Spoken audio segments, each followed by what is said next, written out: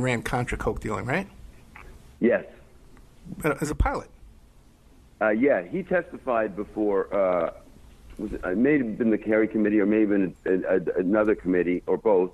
But yeah, he has letters of referral that show that he gave evidence about drug routes with knowledge of U.S. authorities. That kind of brings us till today, because I know you want to talk about the election stuff too. Kind of brings us to today, because here we had this pattern, this weave, this thread through history of assassinations against the Latin American socialist movements, and then the drug dealing, the assassination of President Kennedy, Iran-Contra, and all. Bill Clinton involved with Mena, Arkansas, Iran-Contra, and then you have Barry Seal. Some people say he was a pilot on that day on the JFK assassination. I don't believe that. You don't believe that at all? Okay, but people say it. So, but then that's Daniel Hopsicker. They say that. He's the only one that says it? He's the one who came up with it. Oh, because he lived with Seal's he didn't make wife. it up. He names the person he heard it from, I believe, but I just don't think it's a credible story. Okay. Now, what do you call it? But so then we had the Clintons. He was involved, and Obama's comes out of the CIA. But here we have President Mr. Trump, who has a lot of these same kind of shady connections through Felix Sater and George Nader and Adnan Khashoggi and his connections to Epstein and Maxwell and all this kind of stuff. So he's in the mix as well, but not to that same degree. He's still kind of an outsider. Well, what do you make of it? I don't know what to make of it, because you've got like a guy like Barr, who's totally in the tank with Trump in every way. You see it more and more. And he goes back, way back. He goes back to his father goes back to Epstein. Barr is CIA. Barr started out CIA. CIA cover-ups and subsequently, and BCCI and so on. So he's always been Mr. Attorney General cover-up. So to that extent, why does Trump have deep state types like him around him if he's the outsider?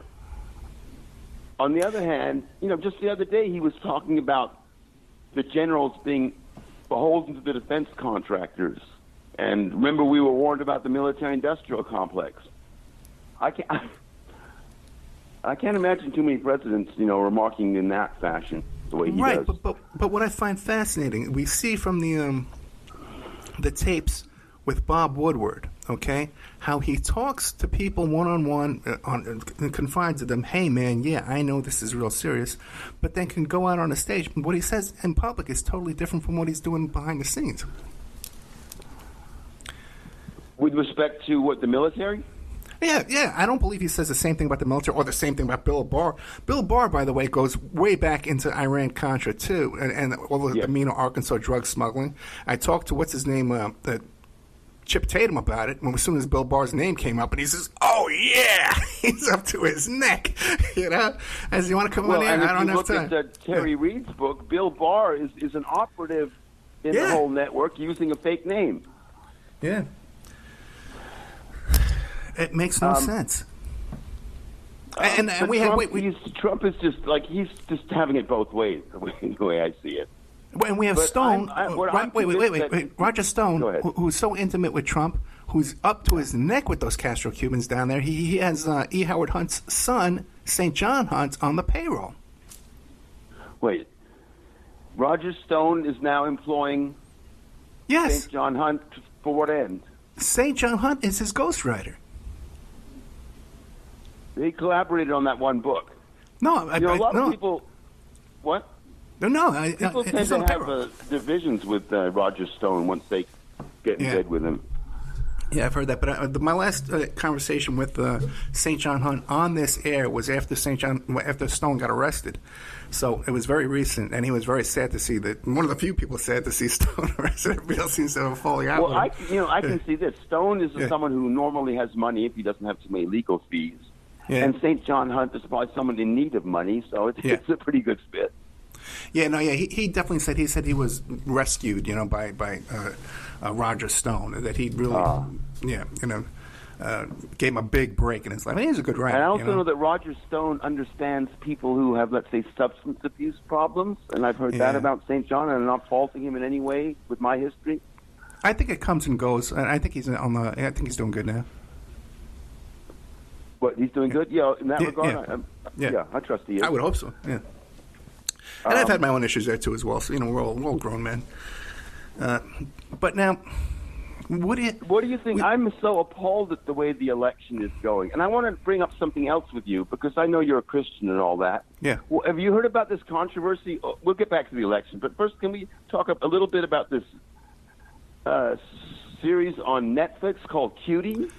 I have not seen it or heard it. I'm hearing about it. And in fact, I shouldn't comment on it without having seen it. And here I go again.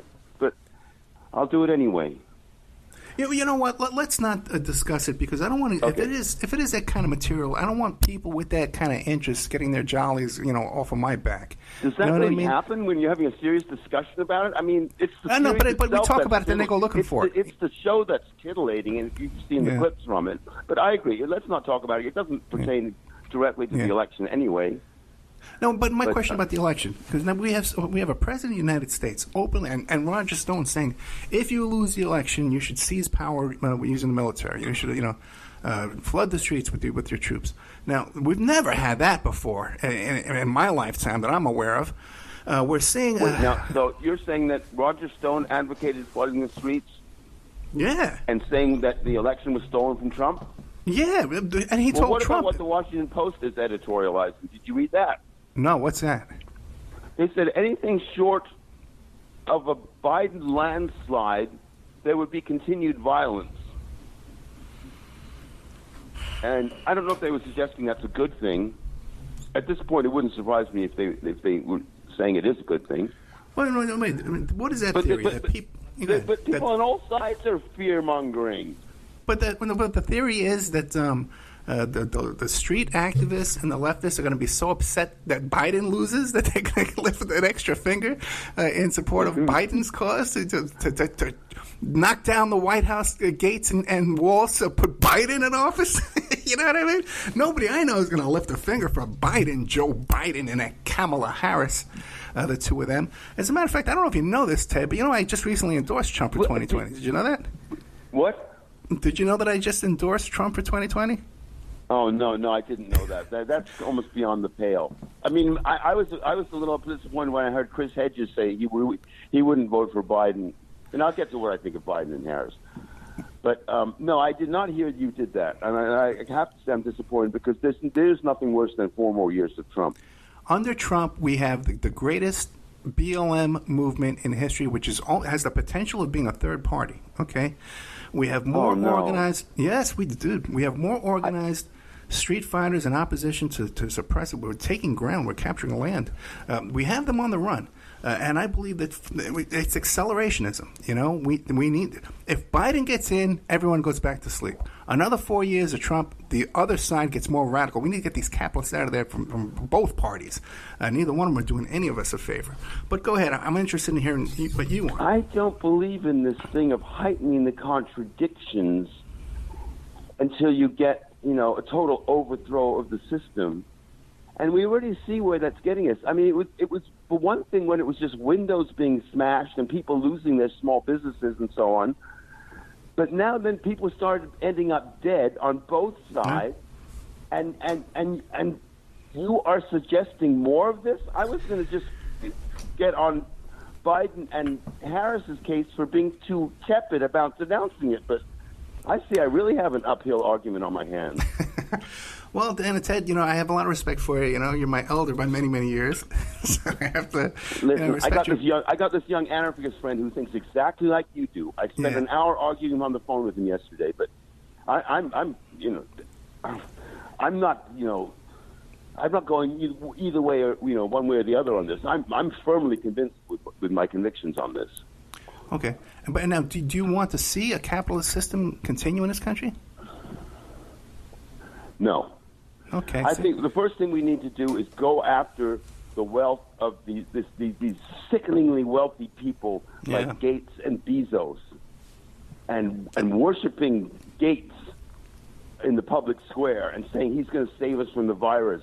And did you hear Bezos he's worth so much money that because he divorced his wife, she's now the richest woman in the world at like $68 billion. First, we have to get rid of the excesses of capitalism. But no, I believe in socialism, but just how do we get there? Yeah, and how do we get there where we're not burning ourselves down? Because we see what happened in Venezuela. Just the other day, they located a guy with a bunch of guns and money that was trying to destroy the refineries. He was down there to destroy the refineries. And even when they catch it.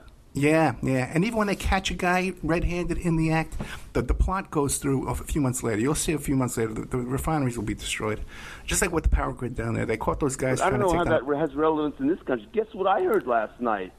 No, I'll tell you what's relevant. Some cops in Oregon are saying that Antifa is setting some of these fires. Now, I don't believe that, but you know, this stuff is getting crazy and out of control, and it needs to be reined in. And I think it's really... it shouldn't even need to be said that these politicians have a duty to come out and for sensibility and to denounce mindlessness and so on.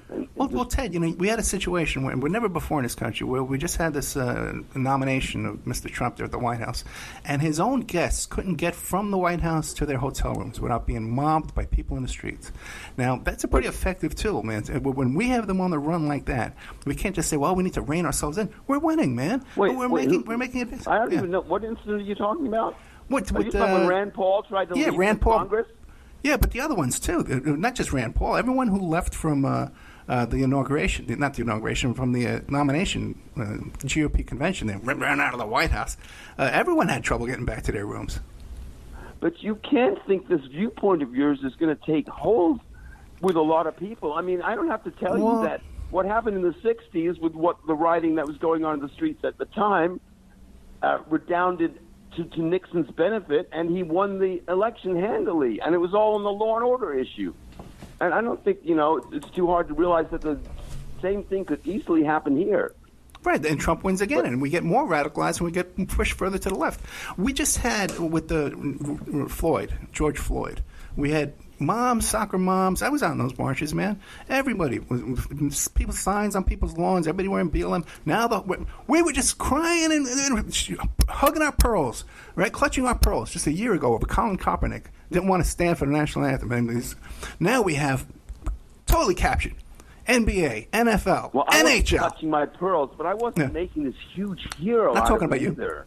I'm not talking about you. I think the movement that happened around George Floyd was great. Yeah. It should have kept up in that manner, but it didn't. It deteriorated. And I don't know if it's because of provocateurs or it's just because these young people that don't know any better, they sure don't understand anarchism, I'm pretty sure. They sure don't understand history. And I'm not going to, let them lead the way to just chaos and God knows what. Well, the thing is, okay, when you have a situation, and a lot of it is instigated by the police. These are generally, I hate to use the word peaceful protests because I don't think the protests need to be peaceful. I have no problem with property damage during protests. That's what my friend says. We need to get them to stop. We need to get them to stop killing us. Okay, we've been asking nicely for years and years and years, and all they're doing is increasing their weaponization, increasing their militarization, their authority, and just even more blatantly killing us now. So we got to put a stop to that. One thing, okay? And we do. Yeah, and if you look at a report I did recently about lies and myths about BLM, I forget what the first part was. Oh, I've wondered what. Listen to that. Yeah. Who's your guest on that show? No, it's a report I did talking to the people from the people in Las Vegas. They try to make it sound like there was a police shooting that came out of a Black Lives Matter protest, but it was an anti-Black Lives Matter guy who shot the cop there. And then they tried to make it sound like this innocent guy had his mother on the show that was miles and miles away that got shot by the cops minutes later, that somehow the two incidents were connected. And this guy was... I'm sorry, what city is this? That's Las Vegas. All my people in Vegas. Oh... Okay, I don't know what happened there. And it's still being, I'll send you the link right after the show. And it's still being reported that these killings came out of a Black Lives Matter protest when it was the exact opposite. And then it was we don't have time to get into it now because we're totally out of time. Okay, but what about all these mega corporations throwing all this money at BLM? Does that bother you at all? Yes, that does bother me. I'm very suspicious of that. That's not the BLM that I know. I know the street guys in BLM, and they're not getting any money. Okay, not a penny. So, I can believe it. Yeah, they get one